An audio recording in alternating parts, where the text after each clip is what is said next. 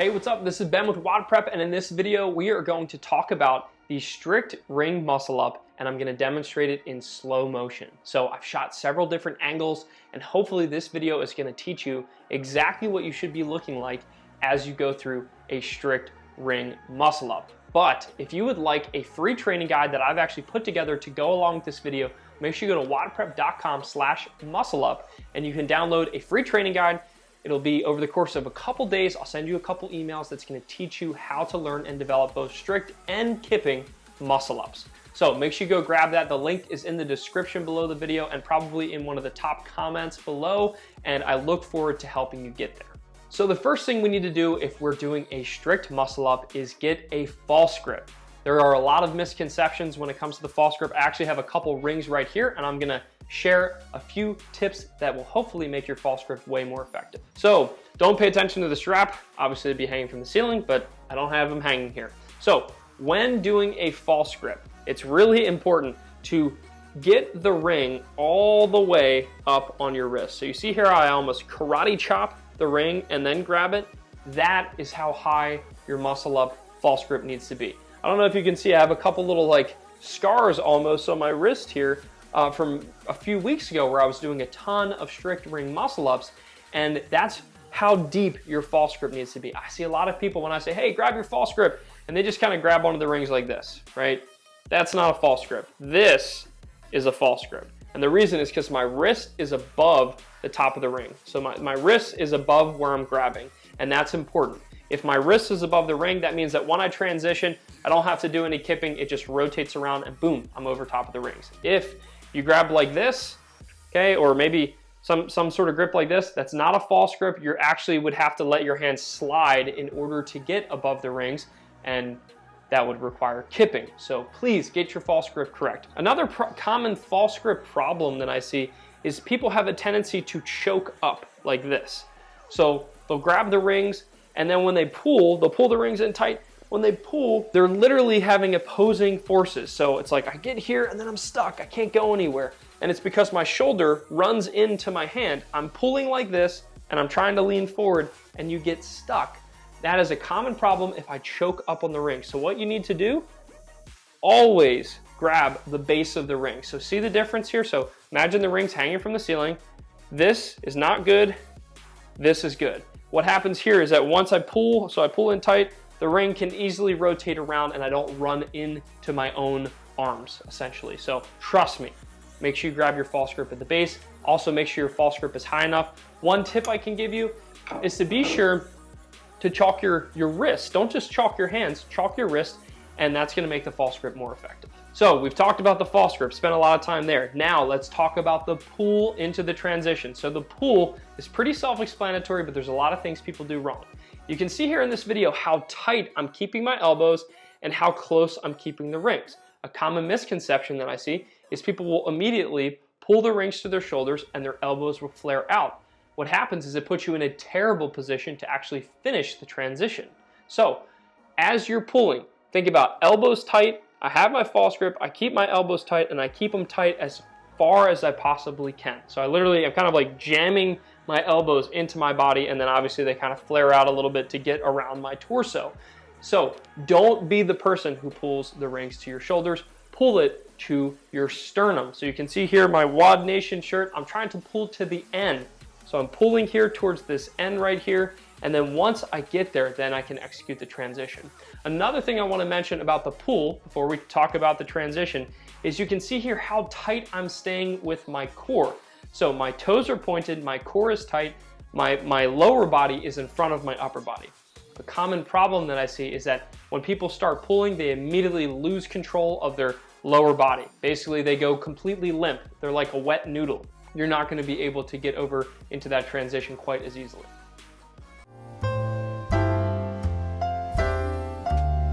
Okay, so once we pull the rings all the way to our sternum, so I'm trying to get the rings below my chest. Again, not to the shoulders, below my chest. If you can get the rings here, now it's time to Superman. So I don't know if you've seen either Cam Newton or the actual Superman movies and comics, but when he reveals his Superman S, he pulls his shirt apart like this. That's kind of the motion that we're doing here. I'm pulling the rings to my chest, to my sternum, and then I Superman and lean forward. It's literally just pivoting your head forward into this dip position. So I Superman and then send my head through. So the key here is to make sure that you're putting yourself in the right position to transition. So when we Superman, a common problem that I see is people will get here and then they immediately let the rings drift out away from their body. Don't do that. The farther the rings are away from your body, the less your chances of getting the muscle up. If you keep the rings tight, literally think about, I'm driving like my thumbs into my body and then it kind of like scrapes below my chest and onto my ribs and I'm here. So let me actually show you with my little demo rings here. All right, so I have the false grip. I pull with my elbows tight, rings tight. I have the Superman, and then all I'm doing is I lean forward and naturally settle into this dip position. So after we Superman, when I settle into the dip, this is really important.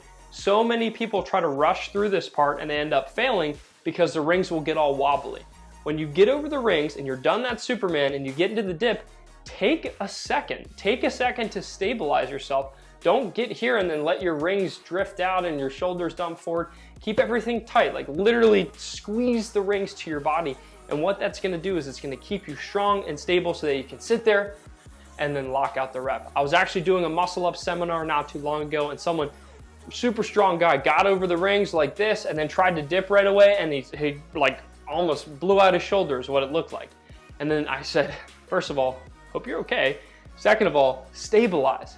Imagine the muscle up as a two-part movement. There's the pull to transition and the dip. So pull to transition is one, and then the dip is two. So pull, get up there. Once you're here, for the most part, people are good. Lock it out.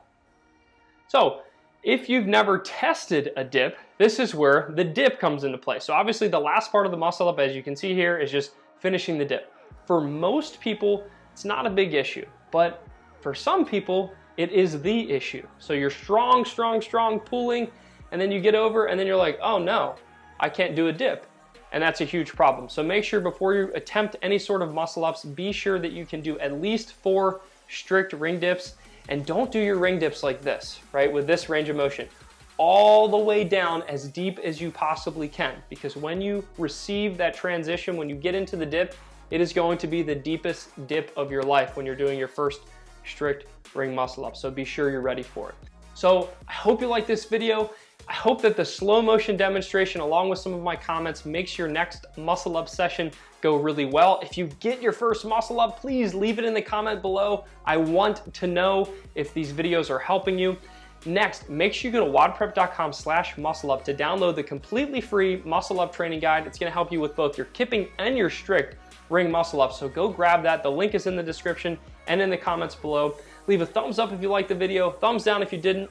And today, the question of the day is, who is your favorite musician or band or whatever, techno person, rapper? Who's your favorite musician is what I'm just gonna say, but it can be a group, obviously. For me, it's Eminem. I've been a big Eminem fan all my life. I actually rapped Lose Yourself at my wedding, and that's a true story. If you were at my wedding, leave a comment below and you can explain to everybody how that actually did happen.